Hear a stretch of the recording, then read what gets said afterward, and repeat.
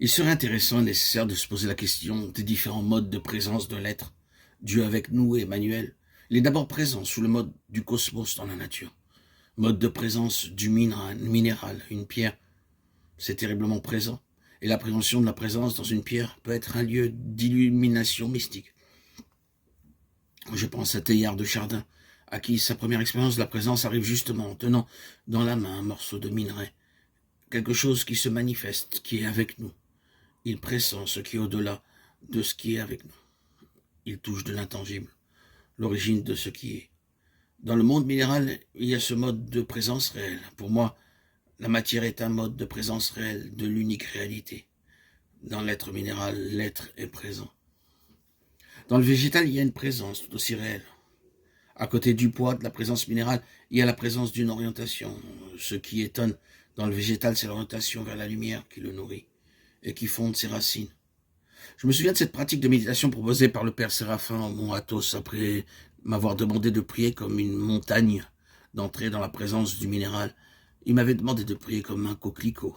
Prier, méditer comme un coquelicot, c'est être d'abord une colonne vertébrale, la tige, qui est reliée à la terre et qui monte irrésistiblement vers le ciel.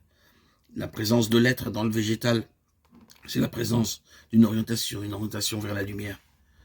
Les oliviers de Provence font des détours, mais montent toujours vers la lumière. Notre être, notre corps, en tant que minéral et végétal, peut appréhender, goûter quelque chose de cette présence.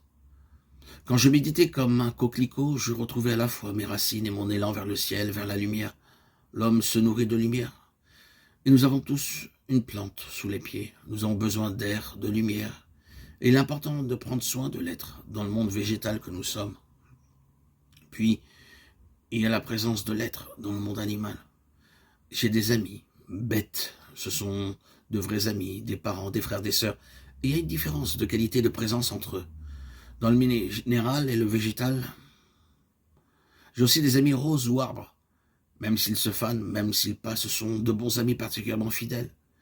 Chez l'animal, il y a quelque chose d'autre. Il y a la présence d'un être intelligent.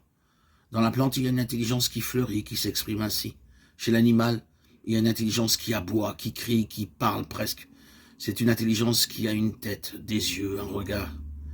Dans le regard d'un enfant, d'une personne humaine, il y a quelque chose d'autre que dans le regard d'un chien, et parfois, il y a moins que dans le regard d'un chien.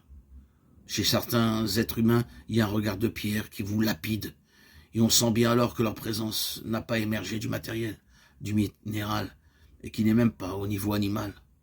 Rencontrer chez une personne une certaine qualité animale, une qualité de pulsion intelligente qui vous reconnaît, c'est déjà bien. Chez un animal, il y a une reconnaissance. Ainsi, il y a un nouveau mode, une nouvelle qualité de présence, celui de l'intelligence.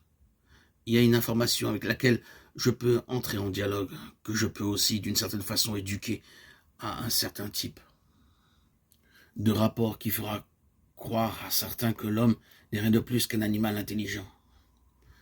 La publicité, par exemple, s'adresse à l'animal intelligent, on le dresse, on lui fait produire un certain nombre de réactions. À Los Angeles, dans notre département de psychologie, on pouvait apprendre à un singe à taper à la machine, tout à fait intelligemment. Nous avons connu quelques difficultés lorsqu'il a fallu lui apprendre à peindre. Il y avait cependant un jeune chimpanzé qui était très doué, qui avait des élans.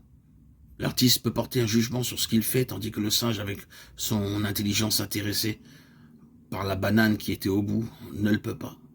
S'il peut être stimulé intelligemment pour produire un certain nombre d'effets, on ne peut pas demander au singe ce qu'il vient de faire lui plaît ou non. On ne peut pas lui demander de porter une estimation consciente sur son acte.